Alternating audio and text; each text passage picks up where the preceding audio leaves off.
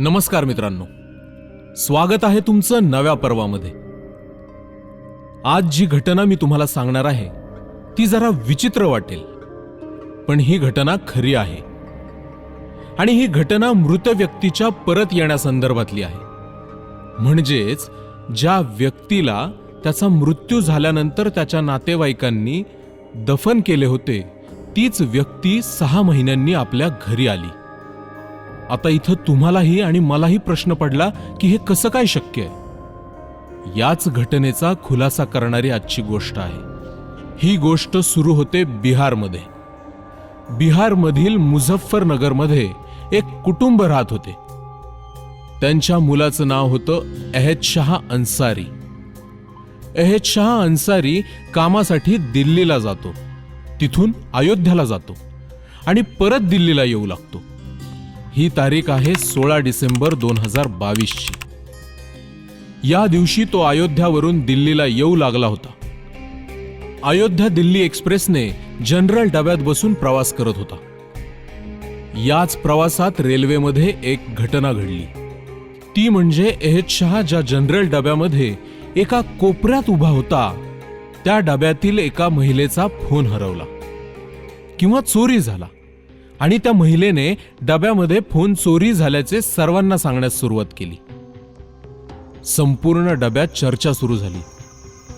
लोक विचारपूस करू लागले। जेव्हा गर्दीच्या ठिकाणी अशी गोष्ट घडते तेव्हा सर्वजण एकमेकांकडे संशयित नजरेने बघू लागतात आणि या संशयित नजरेचा शिकार अहद शाह झाला। लोकांनी त्याच्याकडे विचारपूस केली, परंतु तो काही बोलेना, म्हणून लोकांनी त्याची तपासणी केली। अहद शहाचे खिसे चेक केले आणि फोन अहद शहाकडे सापडला। हा फोन त्याच्याकडे कसा आला, त्याने खरंच चोरला का याबद्दल काहीच माहिती नाही। परंतु जेव्हा अहद शहाजवळ फोन आहे, हा फोन त्याने चोरला हे समजताच लोकांनी त्याला बेदम मारण्यास सुरुवात केली आणि इतकी मारहाण केली की तो रक्तबंबाळ झाला। जेव्हा एखादा व्यक्ती गर्दीमध्ये चुकीत सापडतो तेव्हा गर्दीतले बरेच लोक आपला हात साफ करतात आणि इथंही तसंच झालं। परंतु अहद शहाला नुसती मारहाण केली नाही तर लोकांनी त्याला मारतानाचे व्हिडिओ देखील काढले आणि त्याला धावत्या रेल्वेच्या दरवाजामधून खाली ढकलून दिले। तुम्ही विचार करा, एखाद्या माणसाला भरधाव वेगाने धावणाऱ्या रेल्वेमधून ढकलून दिले तर त्याचे काय हाल होतील।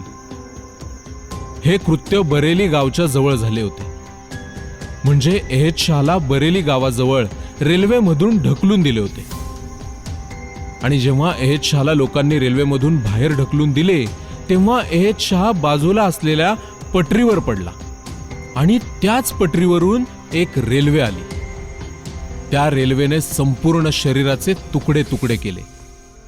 हा सगळा प्रकार घडत होता तेव्हा बऱ्याच लोकांनी व्हिडिओ देखील काढले। रेल्वे पोलिसांनी तपासात या मारहाण करणाऱ्या लोकांमधून काही लोकांना अटक केली। त्यात पुढाकार घेणारा नरेंद्र नावाचा एक व्यक्ती होता। पुढे या घटनांचा तपास सुरू झाला आणि अहद शहाच्या घरापर्यंत तो मारहाणीचा व्हिडिओ देखील पोहोचला। जेव्हा आपल्या मुलाला एवढ्या बेदम मारहाण करून रेल्वेमधून बाहेर फेकून दिलंय हे अहद शहाच्या घरच्यांनी पाहिलं तेव्हा त्यांनी बरेली पोलीस स्टेशनकडे संपर्क केला आणि अहद शहाची ओळख सांगितली। पोलिसांनी जमा झालेले शरीराचे तुकडे अहद शहाच्या म्हणजे कुरेशी कुटुंबाच्या समोर ठेवले। तेव्हा त्यांनी हा आपलाच मुलगा आहे याची ओळख सांगितली। या घटनेला 3-4 दिवस झाले होते आणि शरीराचे तुकडे तुकडे झाले होते। बॉडी सडू लागली होती। त्यामुळे कुरेशी कुटुंबियांनी बरेलीमध्येच अहद शहाला दफन करायचं ठरवलं। बरेलीमधील एका कब्रस्तानमध्ये त्याला दफन केले। त्याचा 40वा देखील केला। कुरेशी कुटुंबियांनी आपला मुलगा आता या जगामध्ये नाही हे स्वीकारलं होतं आणि ते आपलं जीवन जगू लागले होते। परंतु मे महिन्यात एक घटना घडली, ती म्हणजे अहद शाह आपल्या घरी परत आला होता आणि अहद शहाला पाहून कुरेशी कुटुंब अत्यंत घाबरलं। त्यांना काहीच सुचेनासं झालं। एहेद शहाच्या आईनं त्याला हात लावून पाहिलं, त्याच्याशी बोलण्याचा प्रयत्न केला, परंतु एहेद शहा नीट बोलत नव्हता. एहेद शहाने कसे बसे घरच्यांना घडलेला प्रकार सांगण्यास सुरुवात केली. जेव्हा एहेद शहाला रेल्वेमधून ढकलून दिलं तेव्हा त्याच्या सोबत शेजारी उभ्या असलेल्या एका मुलालाही ढकलून दिलं होतं. लोकांनी त्या मुलावरही फोन चोरीचा आरोप केला होता आणि एहेद शहा आणि तो मुलगा अशा दोघांना ढकलून दिलं गेलं होतं. एहेद शहा कसाबसा सावरत रेल्वे रुळाच्या बाजूला झाला म्हणून तो वाचला. परंतु दुसऱ्या मुलाला स्वतःला सावरता आलं नाही आणि तो रेल्वेच्या खाली चिरडला गेला.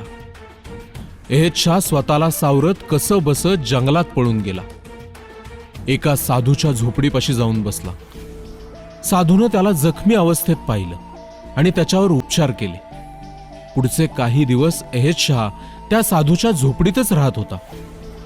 साधूने त्याच्या उपचाराचा संपूर्ण खर्च केला.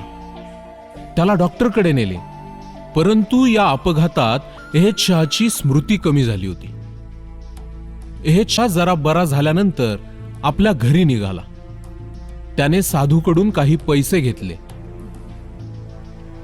कसा बसा एहेद शहा आपल्या घरी परत आला होता. एहेद शहाच्या घरच्यांनी पोलिसांनाही कळवलं. तेव्हा पोलिसांसमोर दुसरं संकट उभं राहिलं, ते म्हणजे मृत झालेला दुसरा व्यक्ती नक्की कोण. पोलिसांनी त्याचा तपास सुरू केला, परंतु अद्यापही त्याचा कोणताच पत्ता मिळाला नाही. कुरेशी कुटुंबियांसाठी एहेद शहाचा पुनर्जन्मच होता. कुरेशी कुटुंब आपला मुलगा परत आला, ज्या मुलाचा आपण 40वा केला तो मुलगा परत आला, मुलगा जिवंत आहे हे पाहून ते अत्यंत आनंदी झाले. परंतु एहेद शहाची स्मृती आता पहिल्यासारखी राहिली नव्हती. एखाद्या प्रसंगात जेव्हा सामूहिक हत्या करण्याचा प्रयत्न केला जातो तेव्हा एकटा माणूस काहीच करू शकत नाही आणि असाच प्रकार एहेद शहा सोबत झाला होता. या संकटातून कसाबसा तो वाचला होता. पोलिसांनी रेल्वेमधील हाणामारीत सहभागी असलेल्या लोकांवर गुन्हे दाखल करून त्यांना अटक केली, परंतु ज्या व्यक्तीचा मृत्यू झाला त्याची ओळख अद्यापही पटलेली नव्हती. चला तर मग भेटूयात पुढच्या पर्वामध्ये अशाच एका घटनेसोबत. धन्यवाद.